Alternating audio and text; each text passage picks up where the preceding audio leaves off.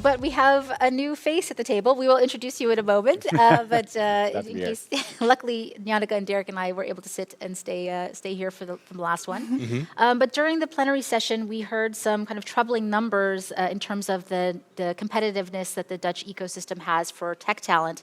One of those that stood out for me was 67% of tech jobs are considered hard to fill, and that's the highest number in Europe. So we also heard that employee stock option plans are a great tool for attracting and retaining and motivating talent. They are not really widely adopted here, as we all know.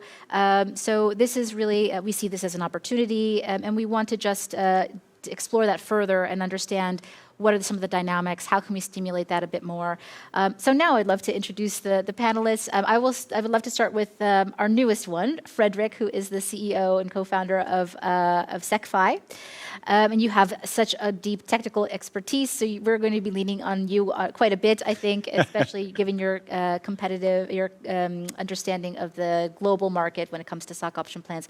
But can you maybe just share a little bit about your background and what brings you here today? Yeah, of course. I mean, co-founder of Secfi, as you mentioned already, we're a company that help companies and employees, executives, management teams better understanding stock option plans, how they can make it work for their employees, how they can make it work for themselves to make sure that companies are basically more successful. And we do that in the US, in the UK, a little bit in the Netherlands, because unfortunately it's not as big of a market. So just as Derek has, like we have offices in the US and here in the Netherlands as well. Great. And you're based here in the Netherlands? Or Yeah, do you... I am. Yeah. Okay. But we're just trying to coax them to also maybe consider. Majority of the team is in the US, because that is where this is so much more and better adopted. For us to hear. Yeah. Well, hopefully after this panel, we'll be able to convince a few more folks to adopt them here.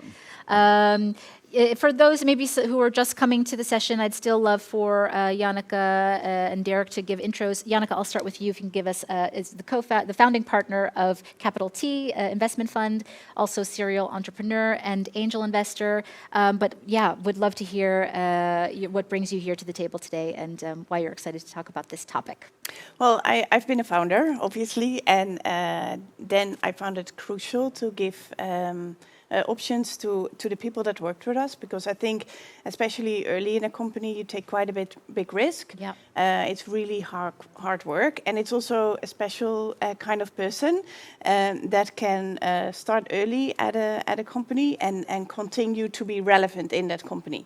Because very early, you need people with a really broad responsibility that can do a lot of different things. But once you grow, those responsibilities are larger but smaller.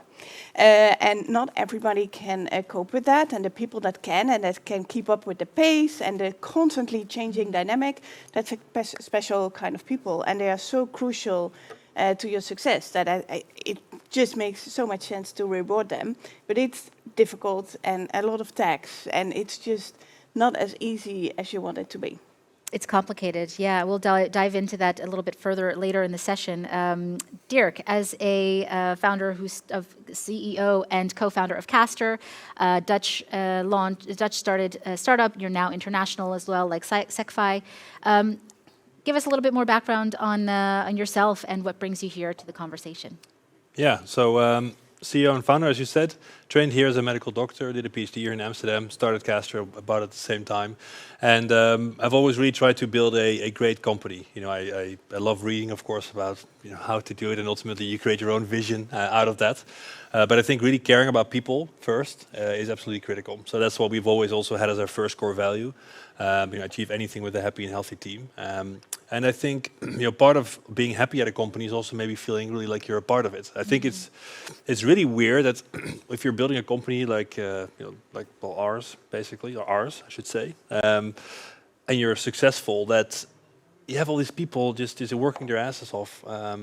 Ultimately, and it's going to definitely benefit you, but probably the founder is a major shareholder. So it's always felt kind of weird to me that you have this disbalance between what I'm working for and what they are working for. So I think it's very natural to ensure that people feel like they're a part of it, and they also have that potential upside.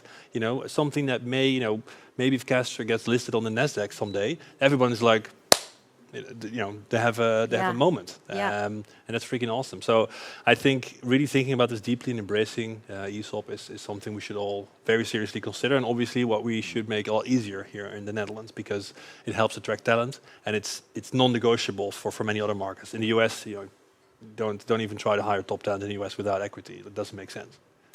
And maybe just to level set a bit, you've already sort of touched upon it, but when we talk about talent, we're talking about everything from attracting to retaining that talent, and to keeping them motivated. And I have run a number of companies myself, and I also always came with that mentality of the importance of having this sort of shared view on building value, and you're creating long-term value in the company. So I think it's a perfect way, employee participation is a perfect way to try to incentivize folks in that way.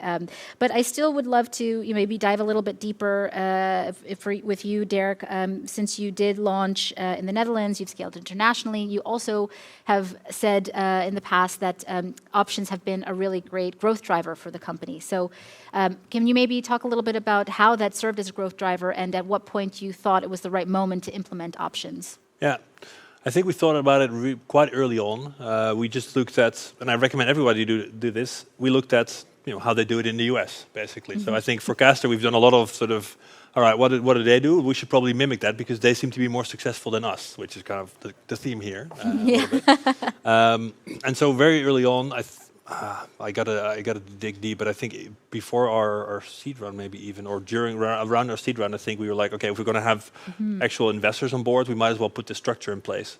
And it was very expensive and very complex. We needed a lot of lawyers and tax advisors and more tax advisors, and we're still paying tax advisors. And now we have an ESOP plan, of course, that stretches across borders, which makes it just like incredibly complex, and that's why we have the expert here at the table.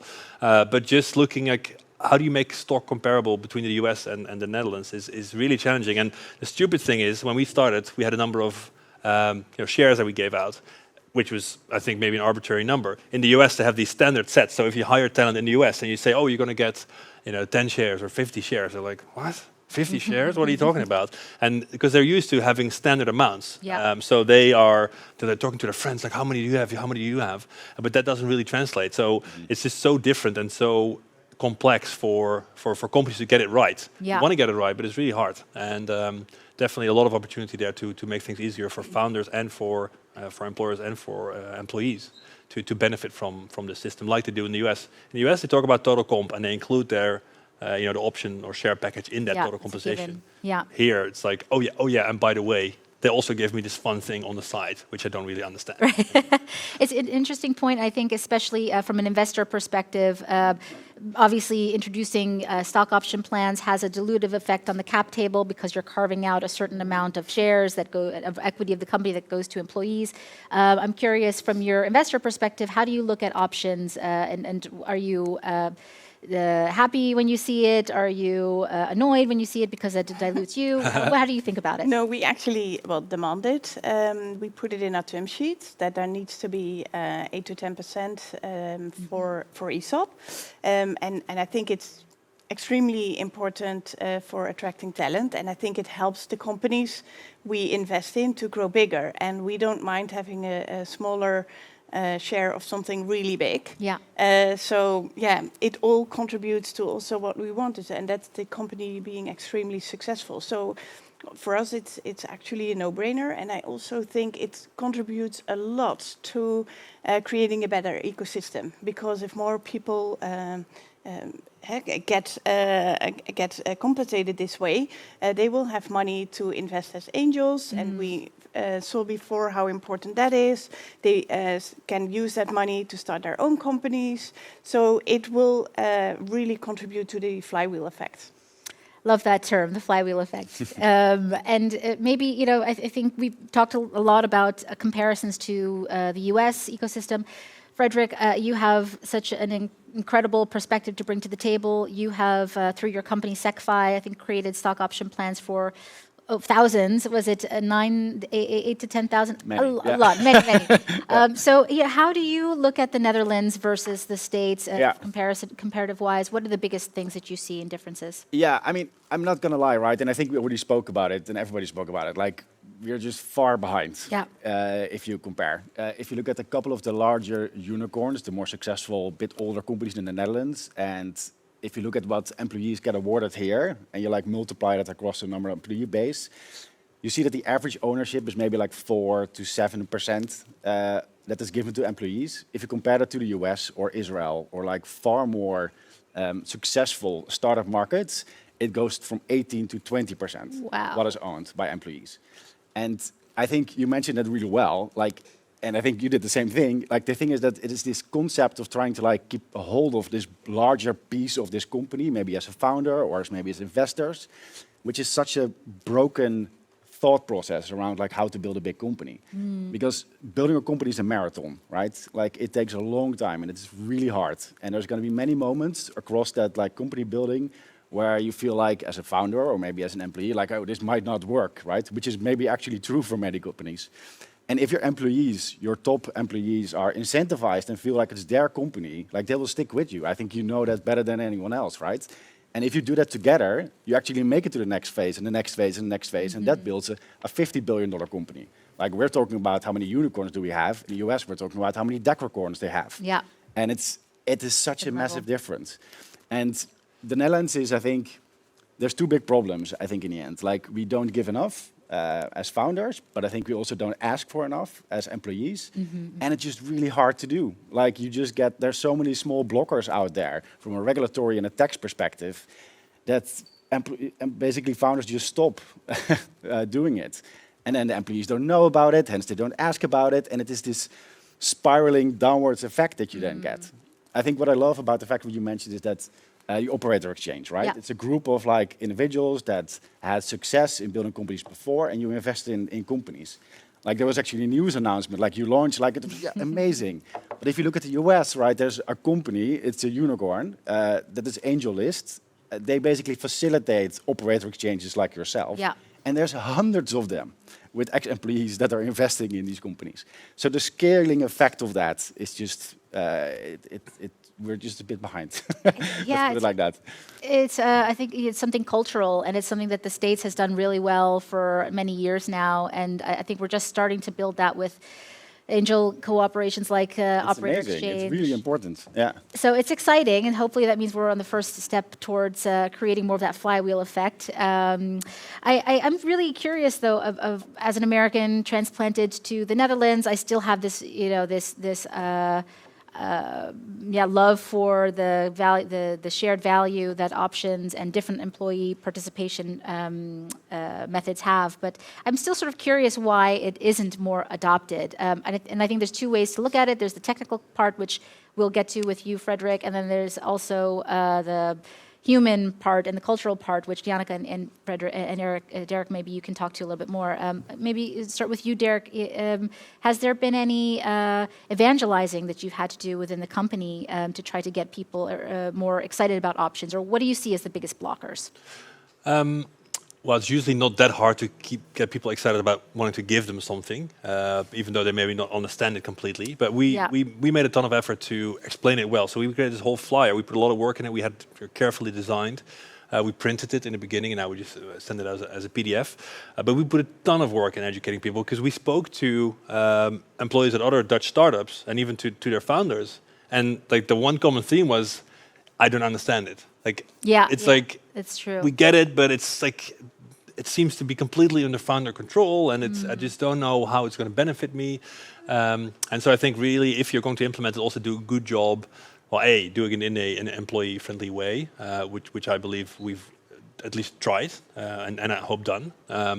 But also make sure you explain it really well, because otherwise it doesn't have the desired effect. Yeah. So you see the difference between people who are educated on ESOP and people who are not. It's just incredibly different. So leverage it as a tool, but it only really becomes a tool when you also really reinforce it. And I think the more we as companies do that, and the more these people start spreading around, the more we'll also start to see the flywheel effect there. So like, I'm not sure if we should start educating people about ESOP in high school. Maybe it's cool, like why not? It'll take you 30 minutes, so it could be a good idea. But I think really us as the companies in the market, we have a great opportunity to educate people. Because I now know people who worked at Castor, they'll know about ESOP and they'll go to other companies if they at some point do, which is natural and healthy, and they'll be like, hey, where's the ESOP plan? And probably it won't go to companies that don't have it, but they'll come up in offer discussions, and that will work its way up to the top. And then the startups are like, hey, we're not being competitive against these modern tech players in Amsterdam because we don't have a stock option plan. Yeah. So I think it's very important to do the education so we get that flywheel going.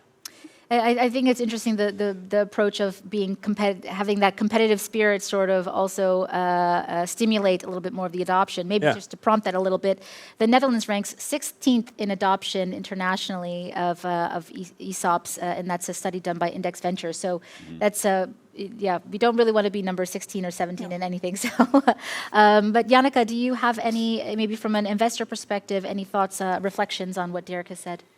Yeah, I really miss the sense of urgency on a government level.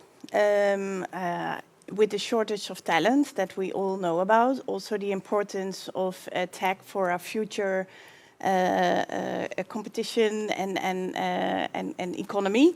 It's such a crucial point, and like I mentioned before, then they are blocking it, delaying it.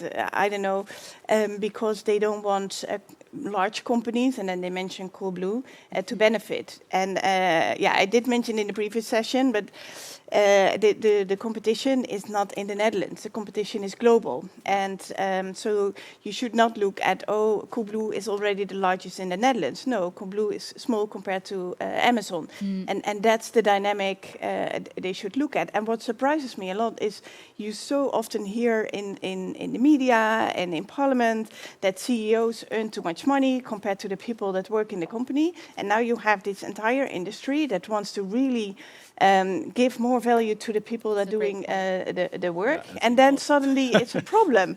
It's just mind-blowing stupid. Yeah, that's I like that soundbite, mind-blowingly stupid.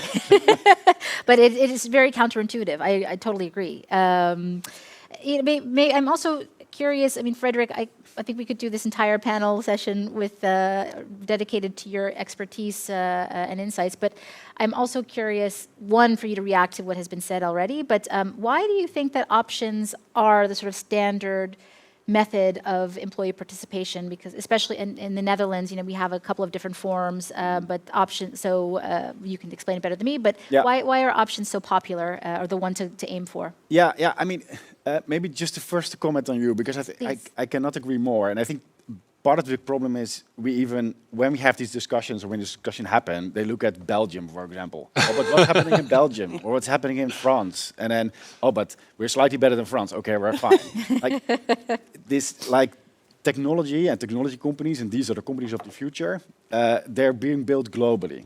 Like whoever builds that company, whatever that country is in, it will capture a global market afterwards. So looking at it from that like small perspective is like completely broken. So I cannot agree more. I really, it's just sad, because we really need to act, and I think we're losing. So I'm hoping we will. And if you commenting on the stock option plan, in the end, you can structure employee incentives in multiple ways, right? Like that's like you can have in the Netherlands we have certificates that are being used very often. In the US, it's stock option plans. In theory, you can structure it in all the ways that at least they benefit and work well for the employee. I think that is the key. In the US or in Israel, if you look at how they're structured, a lot is being done to make sure that it is easy to do. So you don't have to go to a notary, you don't have to spend tens of thousands of dollars every time you make a change to do something, because that is a blocker for actually like acting. Yeah. So it's extremely easy to do. The first time you raise a round of funding, like the package that you get from your lawyer and you do your seed round, for example, the package is like ready, it's super simple, the stock option plan is always the same. You implement, the rules are extremely simple and clear. So you immediately can act, like issuing stock options the day after to your next employee. It's that simple, literally. Wow. Sounds like a dream. Yeah. Sounds like a dream, but that is what happens. And that's why it's also like easier to do. So if the government doesn't facilitate and understand that is important to accelerate this, it's going to be hard to like get this going, or at least it feels like swimming upstream, right? That's I think what the founders will experience. And the second piece is taxation, right? Like owning a piece in a company is very often in the Netherlands taxed as wage, but it is not the same.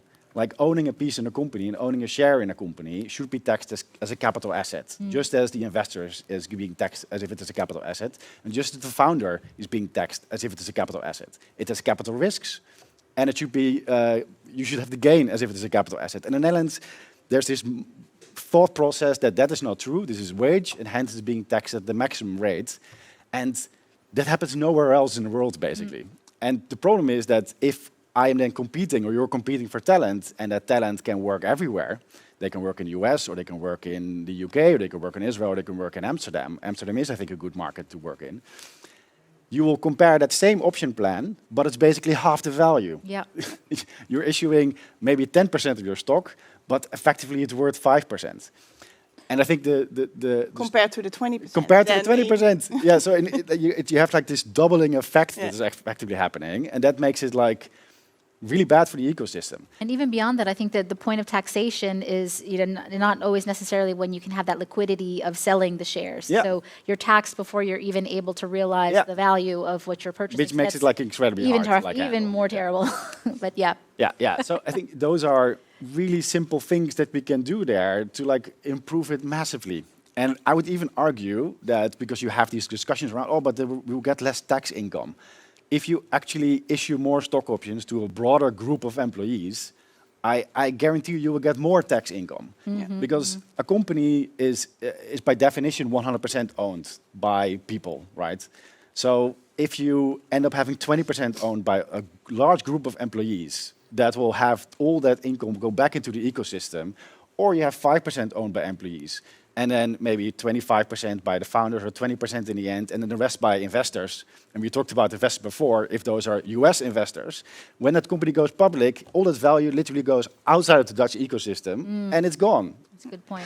So it's like, you need to keep this ownership and the share ownership within the country, I would say, especially if you invest in this ecosystem, because that will come back. It will come back. If you think about the cultural effects, the shared ownership, there will create this motivation to deliver, to drive more value, to work harder, and that will also increase the value of the company, and therefore corporate taxes, everything, more employees, more taxes. The focus is so much on the potential downside that you forget to look at the massive upside. And yes, there might be one company that will try to game the system, but I think in general that just doesn't happen.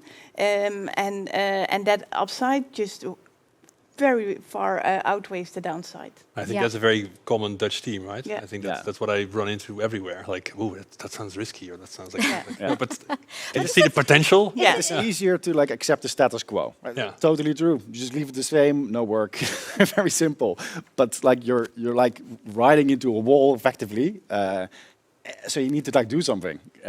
One thing that I sort of find perplexing as we talk about it is, the history of the Netherlands was such a adventurous culture. Being the first, being conquering different parts of the world, and I feel like that's also even a lot of friends of mine, have gone out and led companies like yourselves and lived in other places. So it's sort of interesting how that still do. translate. I think most entrepreneurs go international The fairly entrepreneurs, quickly. yeah. Yes, but the government is just why is slacking there. there. Disconnect? Yes. I find that kind of interesting just from a conceptual level, this sort of history of the nation, of the country. But That's a very interesting question. I think there's a lot of things that are going really well in the Netherlands, partly because there's sort of this conservatism. I think it's just maybe indeed thinking a little bit bigger and more entrepreneurial in some areas. But I mean, there are always pros and cons. Like now we're sort of glorifying the US, but obviously the US there's has other issues. a ton of problems that we want to stay very far But I away think from. they're different, right? They're totally like, different. There's very different. They're totally different. But ultimately, all these systems communicate, right? Like there's probably, if you go analyze it, you'll probably find that there are factors that are making the Netherlands really successful in some areas that are actually hampering this startup system. I can't explain them to you, but they're probably hidden there somewhere. But I guess we need to just fix that balance. And I think this initiative has very clearly identified where we can fix things. And and the sense of urgency needs to be there. The war of talent is really happening. That's a big one. And it's even tougher basically after COVID because remote work is more accepted. So you can have your workforce like everywhere. So also Dutch talent can basically work anywhere. So it's even more important to be able to attract them. and also the compensation, the salaries. If Google or Amazon is hiring remote workers, that's also driving. It makes it much more difficult for us to compete.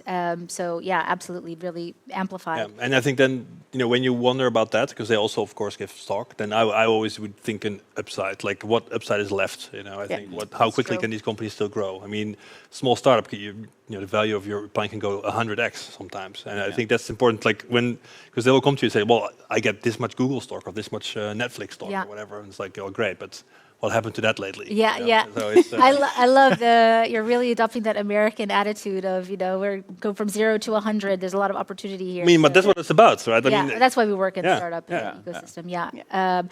Maybe good to create a little interactivity, because we've got a poll question that we will be asking the audience. How will you contribute to the adoption of employee ownership? So as folks are hopefully voting, I also want to give a little bit of a plug for Frederik's company, Secfi, because you have also really facilitated, easier adoption and implementation of these sorts of stock option plans. I wish it was around, and I wish I knew of you guys in the prior, sure. But now I know of you. Yeah. But we're working on it. But actually, I think one of the interesting things while we're getting the responses here, it was born out of a sort of problem, frustration. Literally the problem yourself. as an employee having stock options. So like I understand like how difficult it can be, like for a company to arrange it and for an employee to understand it. Like it is complex. It is not as simple as just getting your paycheck, right? Like there are differences, and I think people need help with it. Yeah. By making it simpler, that will help. Yeah. And then that last piece the companies will do, right? Because it will help them get the best talent, and then you educate them better, and I think then you actually get there. Yeah. It's interesting also, one of my portfolio companies is going through that process now of, whether or not some certain team members are going to exercise their stock options. And there's that question of liquidity. Do they have the ability to fund that tax bill, or do they have the ability to put up the cash because it's not yet able to be sold? That's something I think that your product also takes care of in terms of that bridging that financial gap. Yeah, we can help them with that, or we help companies with facilitating that for their employees.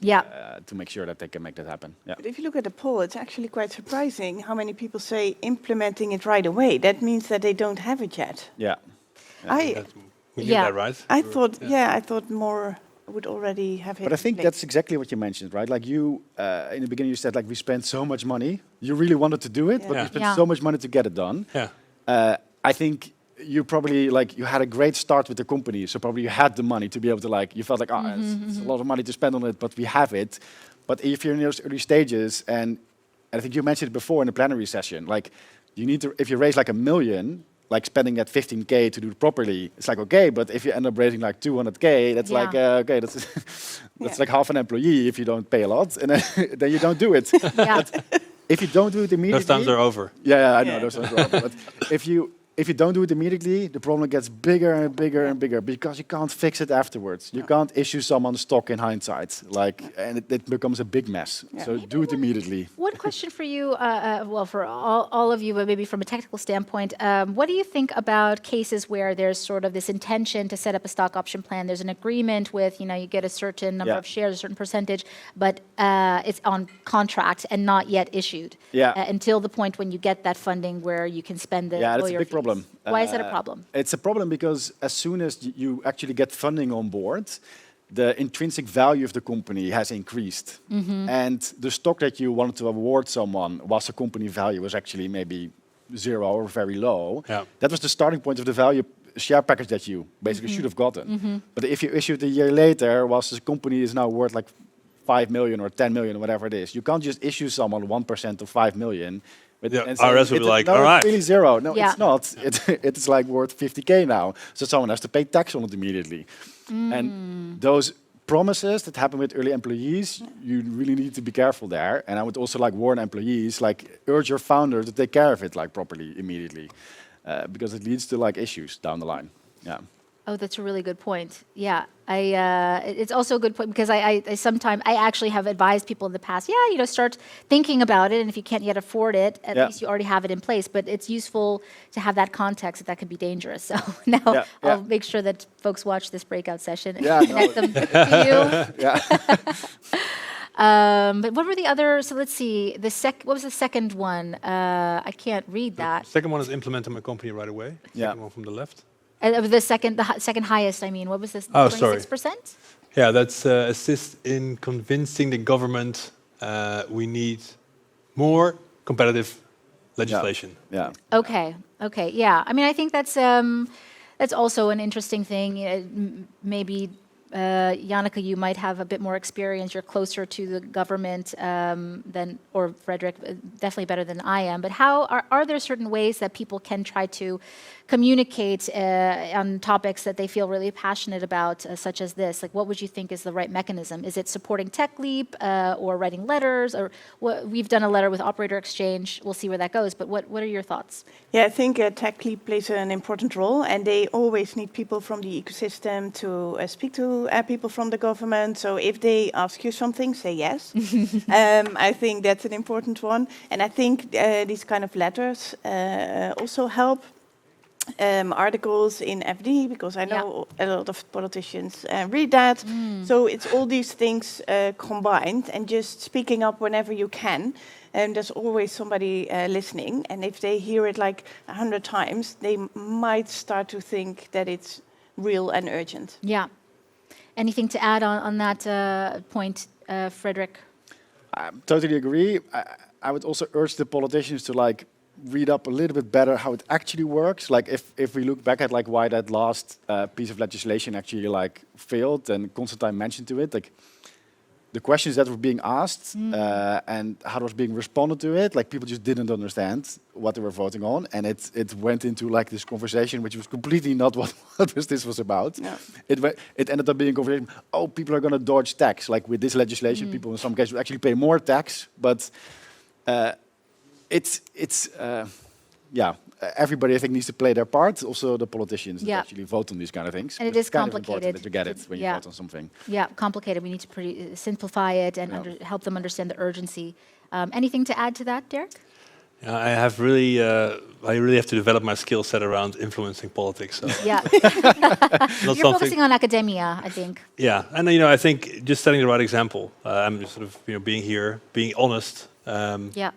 I think just being honest and transparent, and sometimes being a little bit blunt in what you say, I think also helps carry the message across. I think if these things are memorable, we'll have more people talking about it. So I just like leading by example and hoping that the network effect from that will sort of get the job done. But we clearly need people who are actually driving this hard with the politics. It's another reason why Tech Leap shouldn't stop. I right. agree. Yeah, another reason just focus on policy influencing. I mean, if I reflect on this conversation, I mean, I think the great thing is that we've clearly gotten people quite excited. If I look at it now, 41% have said that they want to implement stock options right away. The next focus area is getting government to be on board. Yep.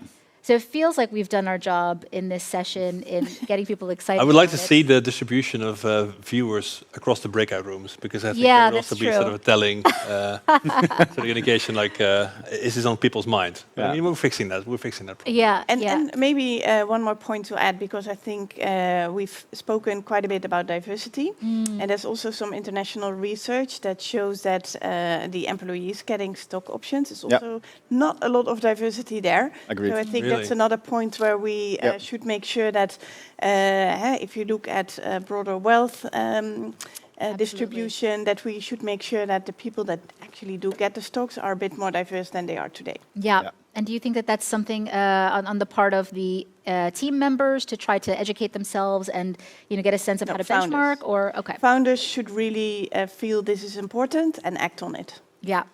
Great. I think those are really great words to sort of end on, bringing things a little bit full circle. The other talent opportunity to work on was representation in STEM and ecosystem. So hopefully that's also going to be, trickling down also on the compensation side of things. And that's definitely something that I also always try to mentor other, especially female founders, founders of color, Black and brown. Make sure that you understand your value. Make sure that you know how to where to benchmark yourself. Make sure you're getting portions of the company, if you're a team member, and otherwise, if you're a founder, making sure you have the right incentives in the long term in terms of equity ownership. Yeah, I think we are pretty much running up against the end of our topic. It has been amazing to sit here with all of you. And I think I have a wrap-up piece. You probably are almost free to go. But it's been really great. Thank you so much to those in the audience who have been here participating, listening, and see you soon.